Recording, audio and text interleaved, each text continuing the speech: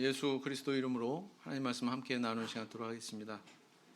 자, 오늘은 그 성장하는 믿음 아브라함 두 번째 시간으로 가나안 땅으로 간 아브라함, 이런 제목으로 함께 하나님 말씀 살펴보실 텐데요. 이게 지금 마우스가 안 먹어요. 됐습니다. 자, 우리 다 같이 오늘 본문 읽어보도록 하겠습니다. 짧으니까 우리 같은 목소리로 전체적으로 읽어보도록 하겠습니다. 시작. 여호와께서 아브라함에게 이르시되 너는 너의 본토 친척 아비집을 떠나 내가 내게 지시할 땅으로 가라. 내가 너로 큰 민족을 이루고 내게 복을 주어 내 이름을 창대케 하리니 너는 복의 근원이 될지라. 너를 저주하는 자에게는 내가 복을 내리고 너를 저주하는 자에게는 내가 저주하리니 땅의 모든 족속이 너를 인하여 복을 얻을 것이니라 하신지라. 이에 아브라함이 여호와의 말씀을 쫓아갔고 롯도 그와 함께 갔으며 아브라함이 하란을 떠날 때에 그 나이 75세였더라. 아브라함이 그 아내 사라와 조카 롯과 하란에서 모은 모든 소유와 얻은 사람들을 이끌고 가나안 땅으로 가려고 떠나서 마침내 가나안 땅에 들어갔더라. 아브라함이 그 땅을 통과하여 세겜 땅 모레 상수리 나무에 이르니 그때 가나안 사람이 그 땅에 거하였더라.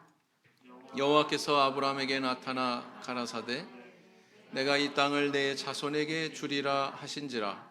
그가 자기에게 나타나신 여호와를 위하여 그곳에 단을 쌓고 거기서 베델 동편 산으로 옮겨 장막을 치니 서는 베델이요 동은 아이라. 그가 그곳에서 여호와를 위하여 단을 쌓고 여호와의 이름을 부르더니 점점 남방으로 옮겨 갔더라. 우리 교회 초창기의 그런 역사를 보면은요, 굉장히 재밌는 그런 일화가 있는데, 삼계교회 한 그 할머님이 이제 전도를 받고 이제 교회를 처음 오시게 됐다고 합니다. 뭐 교회 오면은 뭐 하나님을 만날 수 있고, 교회 오면은 구원을 얻을 수 있고, 막 이런 얘기를 듣고는 기대에 부풀어서 교회에 오셨대요. 오시면서 생각하기를 왜 10원도 아니고 구원이라고 하시나? 무슨 의미인지 아시겠죠? 그 가가지고 이제 앉아 있으니까 뭐 다 끝날 때쯤 주겠거니. 근데 한참 뭐 그 하나님은 안 보여주고 강대상에 웬 한 사람이 올라가 가지고는 계속 뭐라고 떠들더니 내려오더래요. 그래서 이제 뭐 보여줄래나 끝까지 안 보여주더래요. 그래서 혹시 강대상 뒤에 숨어 있나 뭐 이렇게 살펴보기도 하시고. 그래서 이제 이 할머님이 자신이 이제 교회 처음 왔을 때 그런 자신의 모습을 돌아보시면서 웃자고 여러 사람들 모였을 때 그런 과거 일을 회상하는 그런 말씀을 하셨다고는 해요. 자, 이렇게 이 할머님이 기대하고 받을 것으로 그렇게 여겼던 그런 모습처럼 하나님은 우리가 상상하지도 못하는, 생각하지도 못하는 정말 커다란 것을 우리에게 주시려고 그렇게 계획하시고 준비하시는데, 우리는 굉장히 그냥 눈에 보이는 대로 내가 생각할 수 있는 정도의 어떤 사고의 안에서만 하나님께 소망을 두는 그런 모습이 우리한테 있지 않습니까? 그렇죠? 특히 이제 신앙을 맨 처음에 시작할 때 그런 모습을 가질 수밖에 없는 것 같아요. 그래서 이제 아브라함도 역시 이 할머니와 대동소이했다, 그러했다, 그렇게 볼 수 있습니다. 그래서 그런 신앙의 제일 낮은 단계에서부터 점점 이렇게 성장하는 그런 모습을 아브라함의 일생을 통해서 우리는 발견할 수가 있거든요. 결국은 그 신앙이 성장해서 나중에 모리아산의 아들 이삭을 제물로 바치려고 하는 그런 아주 원숙한 그런 그 모습으로까지 성장하게 되는 것이죠. 그래서 우리 성도님들이 그 착각하지 않아야 되는 한 가지가 있는데, 그건 뭐냐면은 교회 와서 뭐 성경 공부 시키고 뭐 안수해가지고 성령도 받고 세례도 받고 뭐 그래서 우리 성도로서의 어떤 그런 신분을 얻었다고 그래서 원숙한 어떤 신앙의 경지에 이미 이르렀다 이렇게 생각하면 오산이라는 겁니다. 뭐 이제 세례 받고 성령 받았으니까 뭐 예배 참석도 잘하고 헌금 생활도 잘하고 가정 생활도 아무 문제 없이 화목하고 모든 것들이 다 그렇게 구비되고 완숙해지는 게 아니라는 거예요. 과정이 있다는 것입니다. 그래서 점점 성장해야 되는 그런 모습이 바로 우리의 신앙인데, 우리는 그냥 뭐 교회에 와서 그런 거듭나서 성도라고 하는 건 신분만 얻으면 모든 것이 다 완성된 것으로 이렇게 착각하는 경우가 없지 않다라는 겁니다. 그걸 기억하는 것이 왜 중요하냐? 그런 연약한 아직 성장하지 못한 상태에 있는 성도들을 배려해야 되기 때문에 그렇습니다. 배려해야 되기 때문에. 그렇죠? 우리 뭐 자라나는 아이들 위해서 화장실 가서 보니까 애들 위한 슬리퍼 따로 있더라고요. 청주는 뭐 공간적인 그런 문제가 좀 있지만 다른 교회 같은 데는 아이들 의자 따로 있어요. 작은 거. 애들 신체의 어떤 그런 사이즈에 맞는. 그렇게 배려하잖아요. 우리가 약하고 이렇게 어린 영혼들을 위해서 그렇게 배려하지 않습니까? 그런 것처럼 영적으로도 역시 마찬가지라는 거예요. 그런 분들을 배려해야 된다. 그러기 위해서도 그런 데 대한 관념을 명확하게 가져야 된다. 절대로 교회 안에 들어와서 막 원숙한 신앙의 자리에 도달하는 사람은 없다. 순식간에 도달하는 사람은 없다. 아시겠죠? 네, 그걸 좀 기억을 했으면 좋겠습니다. 자, 그래서 이제 아브라함은 도대체 어떻게 출발점에서 어떤 모습을 가지고서 이렇게 시작이 되었나, 오늘 본문을 통해서 한번 살펴보도록 하겠습니다. 자, 아브라함에게 임한 하나님의 지시는 무엇인가? 1절 보니까 주로 이제 동사를 많이 주목을 하셔야 돼요. 성경 말씀 중에서 동사. 뭐라고 말씀하셨냐면은 떠나라. 어디를 떠나라고요? 본토 친척 아비집을 떠나라. 먼저 떠나라고 그러셨죠. 그 다음 두 번째는 뭡니까? 가라. 어디로요? 내가 내게 지시할 땅으로 가라. 사실 이 두 개의 동사는 아주 긴밀하게 연결되어 있습니다. 왜냐하면 떠나지 않으면 갈 수가 없죠. 그죠? 그러니까 첫 번째 단계는 떠나는 것입니다. 그리고 두 번째 단계로 이제 가는 것이죠.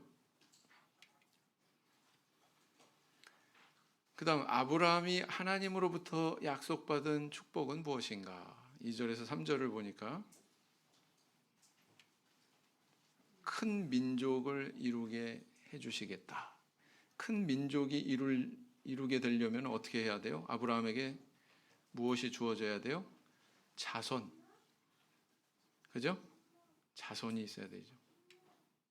그 다음 이름을 창대케 해주실 것이다. 그 다음 복의 근원이 되게 해줄 것이다. 뭐 이런 약속을 주고 계셔요. 자, 아브라함이 나한테 이런 복을 주세요 이렇게 요구를 했습니까? 아니면 하나님께서 내가 이것을 주마라고 먼저 말씀하셨어요? 주마라고 이렇게 먼저 말씀하셨죠? 네. 그러니까 아브라함을 향한 하나님의 의도가 있지, 아브라함이 무엇을 먼저 겨냥해서 하나님한테 요구한 것이 아니다. 그거를 주목해야 됩니다. 그 다음에 이제 세 번째, 아브라함이 하란을 떠날 때 나이는 몇 살인가? 4절에 그의 나이를 명시하고 있죠. 몇 살이라고요? 75세. 아브라함이 몇 살까지 살았어요? 175세. 그죠? 앞으로 100년 더 삽니다. 자, 아브라함이 가나안 땅에 들어가 도달한 구체적인 장소는 어디인가? 그 이름이 여기에 나와 있죠. 어떻게 명시하고 있습니까? 세겜 땅, 모래, 상수리 나무. 근데 이 모래는요, 성경에 때로는 마므레 이렇게 또 기록이 됩니다. 모래가 마므레고요, 마므레가 모래입니다. 그래서 신라가 실루아노고요, 실루아노가 또 신라고 그래요. 사람 이름도 이게 번역이 되다 보니까, 우리 성경을 번역이 되다 보니까 다른 것처럼 우리는 느끼지만 사실은 똑같은 이름을 이렇게 번역을 하고 있는 거예요. 그래서 모래 또는 마무레, 상수리 나무 곁에 도달했다. 그렇게 아주 구체적으로 이야기하고 있습니다. 그 다음 아브라함이 가나안 땅에 도착해서 행한 주된 일이 무엇인가? 7절에서 8절 보면 다른 거는 다 생략하고 있어요. 아브라함이 뭐 했다, 뭐 밥도 해 먹었겠죠, 그죠? 그리고 뭐 여러 가지 일을 했겠지만 가사 일도 했을 것이고, 근데 그런 거 다 생략하고 핵심적인 내용을 뭘 기록을 하고 있냐면은 하나님이 이렇게 약속을 주실 때마다 거기다가 뭘 쌓았어요? 단을 쌓습니다. 제가 지난번에 창세기 개론, 화요일 날 저녁 때 하는 창세기 그 개론 시간에 말씀드린 것처럼 아브라함한테 이 약속을 한 번만 주신 게 아니잖아요. 무려 7차례나 그렇게 주시는데, 그때마다 자주 발견이 되는 게 뭐냐면은 단을 쌓는, 하나님 약속이 나타나면 단 쌓고, 약속이 나타나면 단 쌓고, 이런 모습을 발견할 수가 있습니다. 자, 지도를 한번 살펴볼까요? 세겜이 어딘가? 사해가 요 밑에 있죠. 그 사해를 보면 사해 바로 왼쪽에 베들레헴도 있고요, 그 위에 예루살렘도 있고 그래요. 그래서 요 예루살렘에서부터 한 65km 정도 떨어져 있는 곳에 이 세겜이라고 하는 곳이 있습니다. 그리고 저 이제 베델도 눈에 보이죠? 베델. 먼저 이제 세겜을 살펴보면 바로 여기에 위치하고 있습니다. 오늘날의 세겜 땅입니다. 항공 촬영한 거고요. 거기에 이제 뭐 이런 훌륭한 상수리 나무가 있었겠죠. 이 나무가 그 나무는 아닐 것이고요. 그죠? 그린심산을 내려와서 동영상을 우리가 통해서 다음 장소로 사마리아를 가는데 사마리아를 가기 위해서는 이 세겜으로 내려와서 세겜 시내를 빠져나와야 됩니다. 네. 네. 이것은 오리지널 네. 세겜성의 서쪽 성벽입니다. 성벽이요. 네. 네, 이 성문으로 이렇게 네. 둘러볼 수 있고요. 저 끝으로 보이면 맑은 날은 지중해까지도 보여요. 네. 성이라고 하는 것은 도시를 얘기하는 거예요. 네. 옛날 시대 때 뭐 성, 뭐 소돔성, 뭐 이렇게 성이 붙으면은 여리고성 그러면 이건 커다란 도시였구나, 그렇게 생각하시면 됩니다. 세겜이 옛날에는 상당한 비중 있는 그런 도시였구나라는 것을 알 수가 있죠. 자, 그런데 이 세겜과 관련된 사건들이 성경에 계속 나와요. 그런 것들을 좀 연결을 해볼 필요가 있는데, 먼저 이제 이 세겜이라고 하는 지명의 뜻은 어깨, 목덜미, 뭐 짐을 진, 뭐 이런 여러 가지 뜻을 가지고 있습니다. 위치는 방금 말씀드린 바와 같이 예루살렘 북쪽이 한 65km 떨어진 곳이고요. 자, 아브라함이 처음 단을 쌓은 곳 어디? 세겜. 네. 그 다음에 이 세겜은요, 야곱이 다시 고향으로 돌아와서 단을 쌓고 머문 곳이었습니다. 여기 땅을 샀어요. 땅을 사고 거기서 정착하려고 했어요. 땅을 샀다고 하는 의미 자체는 난 여기 정착하겠다는 의지의 표현이거든요. 그래서 이 야곱의 시대 때도 이 세겜이라고 하는 지명이 나옵니다.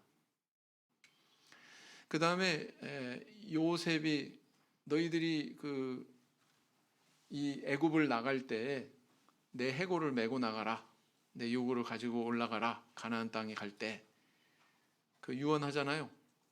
그래서 출애굽기에 보면 이스라엘 백성들이 그 애굽 땅을 나갈 때 요셉의 뼈를 가지고 가나안 땅을 향해서 나갑니다.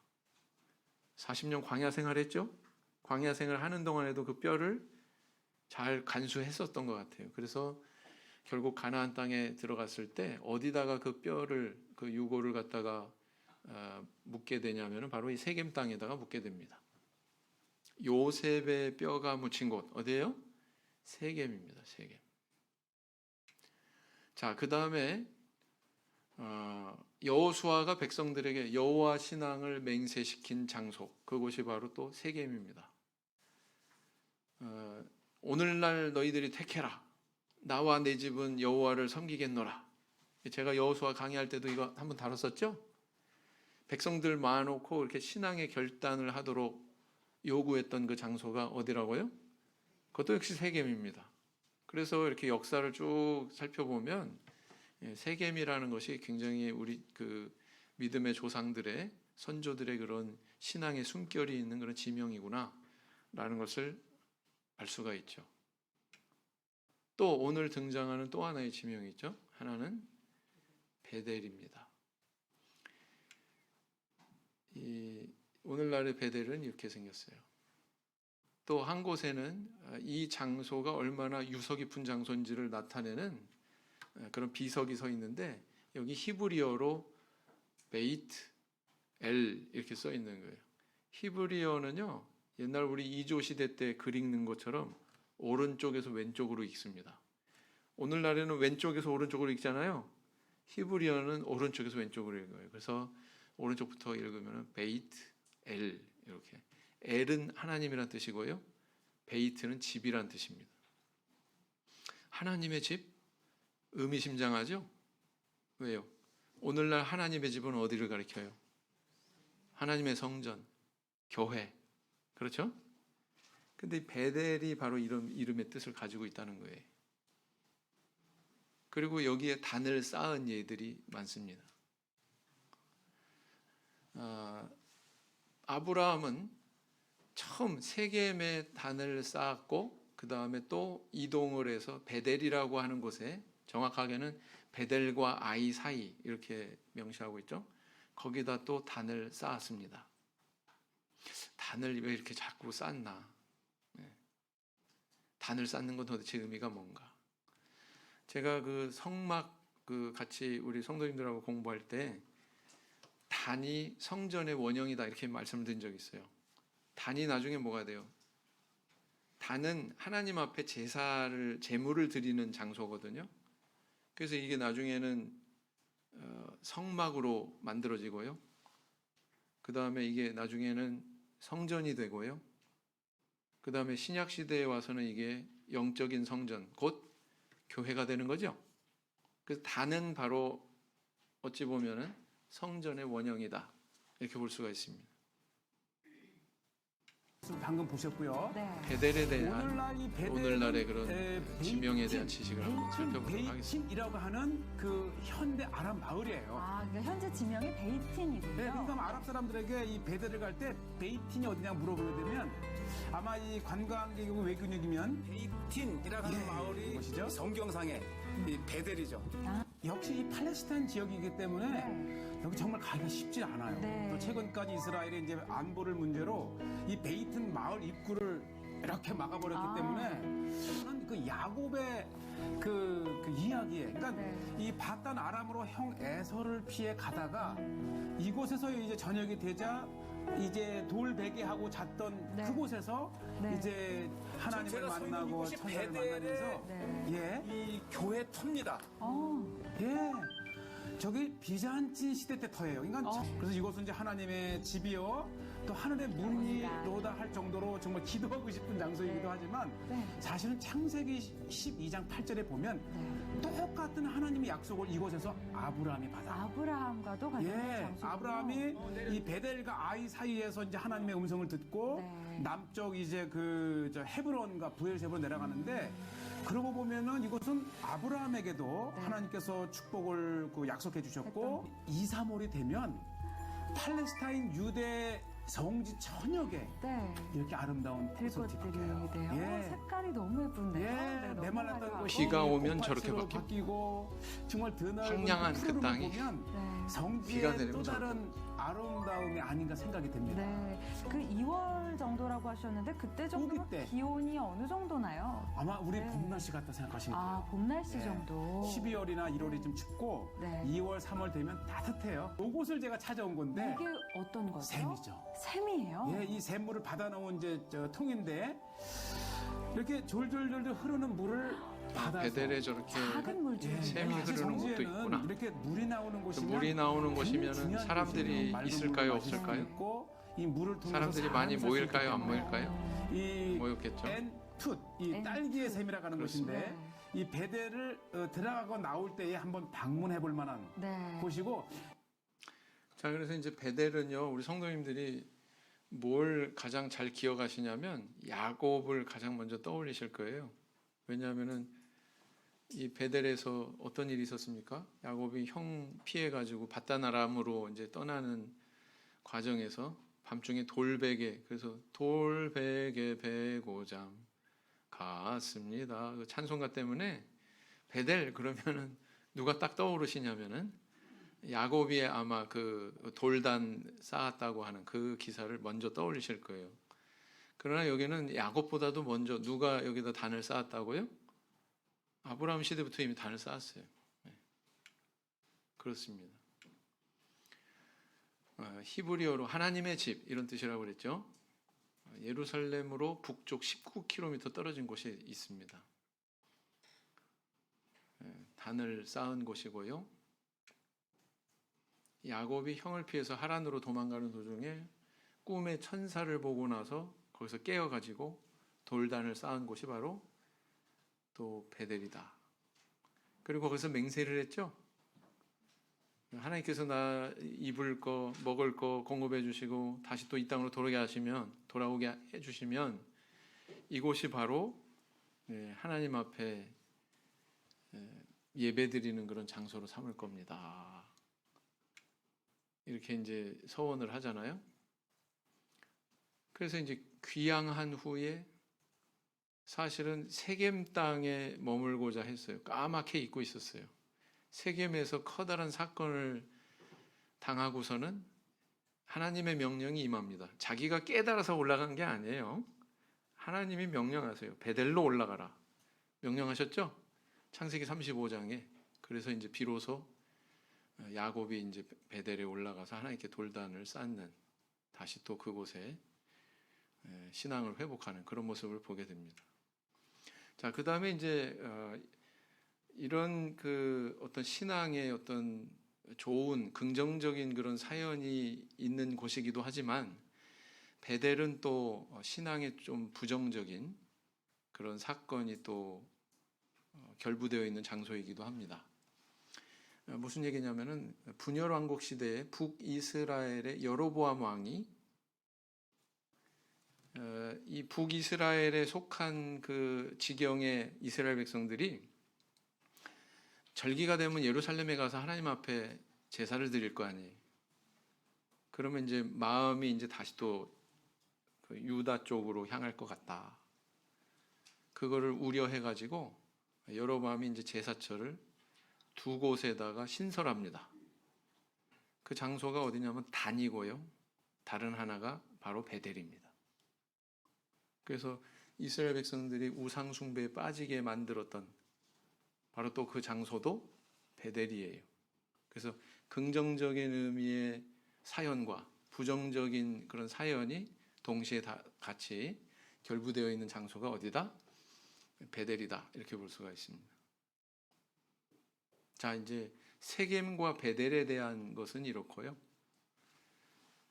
이제 여기에 이제 담겨 있는 우리 그 하나님의 음성에 대해서 우리가 한번 가늠을 해보면 이렇습니다. 아브라함이 하나님의 지시에 순종할 때 감수해야 하는 어려움에 대해서 이야기해 보자 하겠습니다. 자, 어떤 어려움이 있었을까요? 아브라함이 자, 두 개의 동사가 발견이 됐다고 그랬어요. 첫째는 뭐였습니까? 떠나라. 떠나라. 떠나기가 쉬웠을까요? 어려웠을까요? 네. 사실 자기가 지금 가지고 있는 어떤 그 삶의 터전을 갖다가 뒤로 하고 새로운 환경으로 나아간다. 이거 굉장히 커다란 모험입니다. 그리고 쉽지 않은 결정입니다. 우리 자녀들 자주 이사 다니면은 싫어하잖아요. 그죠? 새로운 데 가서 적응해야 되고 막 이게 보통 스트레스가 아닙니다. 새로운 사람 만나는 거, 새로운 환경에 접한다는 거, 이거는 사람한테 엄청난 스트레스를 줍니다. 네. 그래서 교회 오기가 힘든 거예요.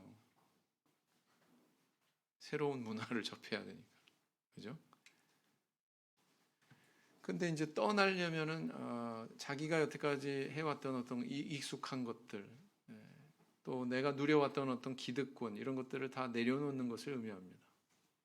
그거 쉽지 않거든요. 네. 그때 당시에 갈대아 지방의 우르면은요, 어떻게 비유를 해볼까요? 대한민국의 서울이라고 할까요? 미국의 뉴욕이라고 할까요? 거기를 떠났어요. 그리고 뭐 어디서 듣지도 못한 그런 저 시골로 가라 뭐 이렇게 얘기하는 것과 똑같습니다. 그 다음에 이제 떠난다고 하는 것은 왜 힘들었냐면은 그때 당시에는 치안이 불안한 시대예요. 무슨 경찰이 있는 것도 아니고 법에 의해서 뭔가 보호를 받을 수 있는 것도 아니고 이민 1세대들이 굉장히 불안하게 생활하는 그런 예들을 보죠. 그 선진국이라고 하는 미국의 이민 간 사람들이 때로는 뭐 LA 폭동 막 이런 거 일어나 가지고 제대로 신변의 보호도 못 받고 막 이런 상황도 벌어지잖아요. 그죠? 오늘날에도 그런데 옛날에는 얼마나 더 그랬겠습니까? 떠난다는 것은 사실은 목숨을 건 그런 모험이었다고요. 그 다음 떠나긴 떠났는데 미래의 결과에 대해서 내가 뭔가 확실하게 눈으로 보고 확인한 바가 있습니까? 그거 없단 말이죠. 그런 상태에서 떠났다. 이거는 대단한 결심이라는 것이죠. 오로지 무엇에 의존해서? 하나님의 음성에 의존해서. 자, 치안이 불안한 시대였다라고 하는 근거는 어디에서 한번 살펴볼 수 있냐면 아브라함이 애굽에 내려가잖아요. 근데 애굽에 내려가면은 자기 목숨이 위태로울 수도 있다라고 하는 불안감을 느껴서 아내를 누이라고 속이지 않습니까? 이렇게 불안한 거예요. 그때 시대가. 자, 그런데 히브리서에 보면 이 아브라함의 신앙에 대해서 여러 가지를 칭찬할 수 있는데 그 중에서 이 부분을 지금 칭찬을 하고 있어요. 믿음으로 아브라함은 부르심을 받았을 때 순종하여 장래 기업으로 받을 땅에 나아갈새 갈 바를 알지 못하고 나갔으며 믿음으로 이렇게 시작하잖아요. 히브리서 11장에는 별명이 있는데 믿음장 이렇게 얘기합니다. 그래서 믿음으로 누구는 이렇게 그런 내용들이 계속되고 있거든요. 근데 아브라함 대목에서 바로 이 부분을 기록을 하고 있습니다. 칭찬하는 거죠. 그래서요, 우리 그 성도님들 분명히 알아야 될 게 뭐냐면은 내가 하나님 믿기 위해서는 반드시 떠나야 되는 영역이 있습니다. 내가 가지고 있던 습관, 내가 가지고 있던 사고, 내가 가지고 있던 그런 육신적인 관심, 뭐 이런 것들, 내가 버려야 되고 떠나야 되는 게 반드시 있습니다. 떠나지 않으면 가나안 땅에 못 들어가거든요. 하나님은 그냥 막무가내로 네가 가지고 있는 거 내려놔 이렇게 말씀하시는 게 아니라 새로운 것을 줄 테니까 네가 지금 집착하는 거 내려놔 이렇게 말씀하시는 거거든요. 그렇죠? 그런 영역이 있다. 반드시 있다. 자, 두 번째, 아브라함에게 주어진 축복의 약속은 크게 분류했을 때 세 가지로 집약된다. 그것이 무엇인지 이야기해보자. 창세기 때 다 했죠? 네. 뭐였습니까? 땅, 내가 이 땅을 줄게. 가나안 땅 줄게. 두 번째는 자손. 큰 민족을 이루게 해줄게. 그거죠. 그 다음 너는 복의 근원이 될 거야. 네가 축복하는 자가 축복받고 네가 저주하는 자가 저주받을 거고 너로 인해서 천하 만민이 복을 얻을 거야. 이거는 누구를 겨냥한 거냐면 바로 예수 그리스도를 겨냥한 거죠. 누누이 계속 나옵니다. 그래서 이런 세 가지 요소가 여기 다 있는데 이게 다 분리되어 있는 거냐? 아닙니다. 다 연결되어 있습니다. 이게 또 다 세 가지 약속이 세 가지 요소가 다 연결이 되어 있어요. 왜냐하면 이 땅을 너와 내 자손에게 줄게. 자손이 있어야 이 땅을 주죠. 그렇죠? 자손이 없으면 이 땅을 어떻게 줍니까? 다 연결되어 있는 거예요. 또 이 자손들 가운데서 누가 오시게 하려고 하나님은 의도를 가지고 계신 거예요? 예수 그리스도. 그로 인해서 천하 만민이 구원의 복을 얻을 그 미래를 하나님께서 계획하신 거거든요. 그걸 겨냥해서 말씀하신 거거든요. 그래서 이 아브라함에게 약속하신 복은 우리에게도 유효한 복이다. 영적인 약속이다. 아브라함에게 말씀하신 육적인 매개체를 통해서 오늘날 우리 성도들에게 주고자 하시는 영적인 복을 전달하고 계신 거예요. 가나안은 우리가 이스라엘 가서 살 일 있어요? 이스라엘 땅 받을 일 있어요? 그 의미가 아니죠. 영적인 가나안, 어디를 겨냥하고 있는 것입니까? 천국. 읽어보겠습니다. 시작. 그러므로 믿음으로 말미암은 자는 믿음이 있는 아브라함과 함께 복을 받느니라. 공통분모가 뭐예요? 믿음. 그죠? 아브라함과 우리는 같은 선상에 있다. 우리는 아브라함의 자손이다. 많이 얘기하죠. 아브라함과 나는 공통분모 첫 번째가 뭐냐? 믿음이다. 믿음. 하나님에 대한 믿음. 그 믿음이 있었기 때문에 떠날 수 있었죠. 그 믿음이 있었기 때문에 가나안 땅에 들어갔죠. 또 읽어보겠습니다. 시작. 이는 유업의 상을 주께 받을 줄 알미니 너희는 주 그리스도를 섬기느니라. 여기 성경의 기업, 그건 땅을 얘기해요. 가나안의 기업, 그건 땅. 기업을 분배받죠. 이스라엘 백성들이 가나안 땅에 들어가서 자기 기업을 분배받잖아요. 그럼 부동산 얘기하는 거예요. 땅을 얘기하는 거예요. 그런데 여기 신약 성경에는 또 뭐라고 번역하고 있습니까?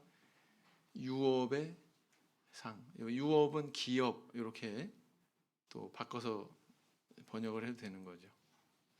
우리에게도 이게 주어질 것이다, 이렇게 얘기하고 있습니다. 물질적인 걸 통해서 영적인 것을 우리한테 주시고자 하신다, 이렇게 말씀하고 있는 거죠. 자, 하나님의 지시와 아브라함의 순종 사이에서 약속과 믿음의 관계에 대해서 이야기해보자 그랬습니다. 이것도 창세기 개론 시간에 이미 이제 언급이 됐는데요. 하나님은 끊임없이 이제 약속을 주셔요. 7번 아브라함한테 주셨다고 그랬잖아요. 오늘 이제 첫 번째로 나온 거예요.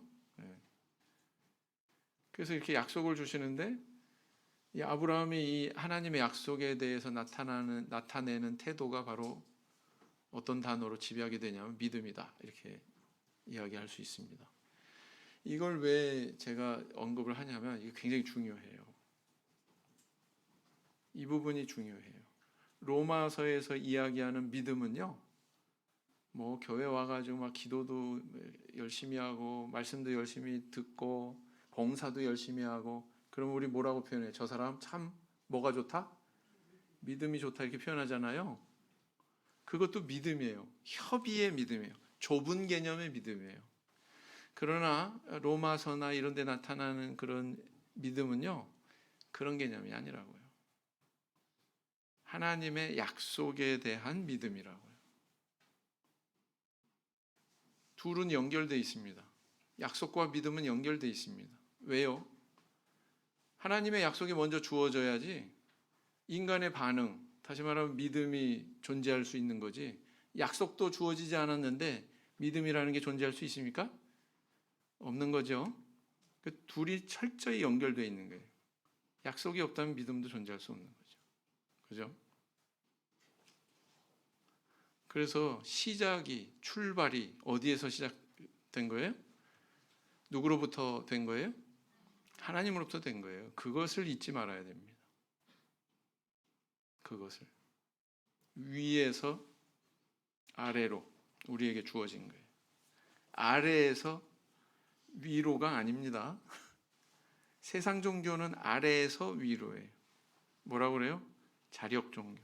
우리는 뭐라고 그래요? 위에서 아래로. 타력 종교.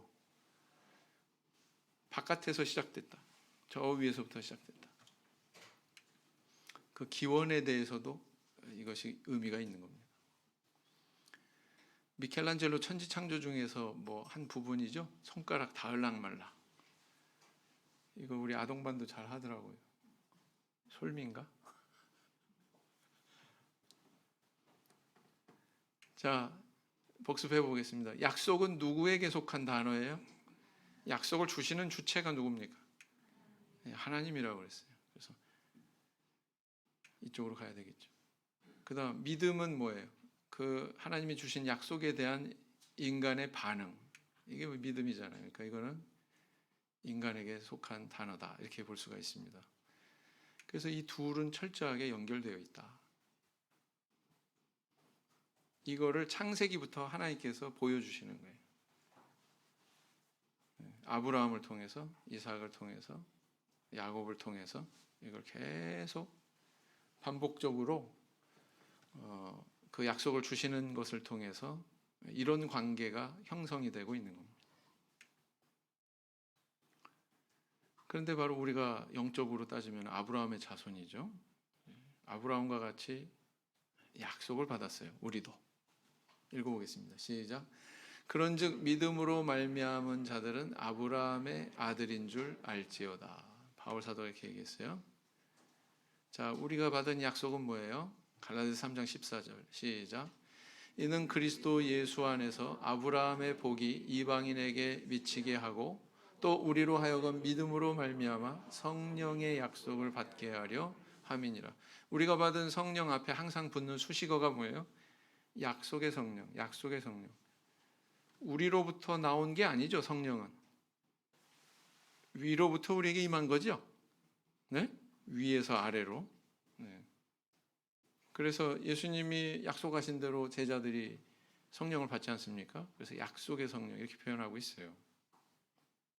그래서 아브라함이 받은 그 약속, 우리가 또 그 하나님께서 약속하신 대로 성령 받은 것, 이런 연속성이 있다.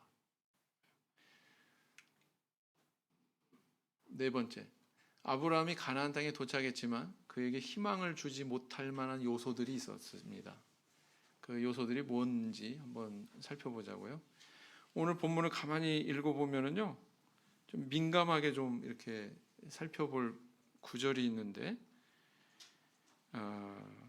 6절을 보시면은요, 6절을 보시면 아브라함이 그 땅을 통과해 세겜 땅 모래 상수리 나무에 이르니 그때에 가나안 사람이 그 땅에 거하였더라.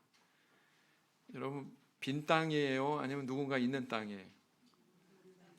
누군가 있는 땅이라고 성경은 왜 이렇게 기록하고 있을까요? 그 부분을 한번 생각해 보셔야 돼요. 하나님께서 아브라함한테 야, 너 그 갈대아우로 떠나. 그리고 내가 지시할 땅으로 가. 너한테 그 땅 줄게. 기대에 부풀어 가지고 갔겠죠? 갔는데 그 땅에 이미 거하는 다른 족속이 있어요, 없어요? 실망했을까, 안 했을까? 아브라함이 조금 실망했을까, 안 했을까? 했을 것 같아요. 거기 거하는 사람이 이미 있었다. 이미 박힌 돌이 있었다. 아브라함은 뭐예요? 굴러온 돌이잖아요. 그죠? 눈에 보이는 현실은 다른 사람이 점유하고 있어요, 그 땅을. 근데 하나님이 음성으로 주시는 것은 야, 내가 이 땅을 너한테 줄게. 언제요? 이렇게 항변할 수 있잖아요. 그죠? 이 부분이 만족을 주지 못했던 것 같아요. 그렇게 또 판단하는 이유는 뭐냐면은